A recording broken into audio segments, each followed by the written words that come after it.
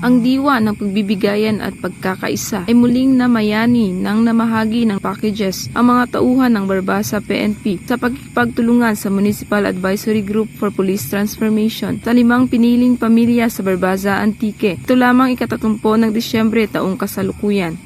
Kabilang sa mga benepisyaryo ay ang asawa at 4 na taong gulang na anak ng yumaong Police Corporal Aris J. Pagunsan na pumanaw sa isang aksidente sa motorsiklo sa Barangay Bahuyan, Barbaza. Nakatanggap din sila ng 25 kilong bigas na nagbigay ng kaunting ginhawa sa kanilang mahirap na sitwasyon. Dagdag pa ay ang 2 benepisyaryong kabataang ina na biktima ng panggagahasa sa edad na 13 taong gulang. Ang mga batang ito ay naharap sa mahirap na katotohanan ng pagpapalaki ng mga anak sa ilalim ng mabigat na mga kalagayan na nagpapakita ng malawak na pangangailangan para sa suporta ng komunidad. Kabilang din sa mga nakatanggap ay ang pamilya Aguila mula sa Barangay Lisob at ang pamilya Alavata mula sa Barangay Poblasyon Barbaza Antique. Ang inisyatibang ito ng BNP ay naglalayong magbigay ng suporta at pag-asa sa mga nangangailangan, partikular sa mga pamilyang dumaranas ng pagsubok. Ang pagsisikap ng BNP, katuwang ang iba pang sektor ng lipunan, ay nagpapakita ng tunay na serbisyo publiko na puno ng pagmamahal at pagkakaisa sa kanilang nasasakupan tungo sa mas maunlad at mapayapang bagong Pilipinas. Mula dito sa Police Regional Office 6, ako ang inyong Police News Network Correspondent,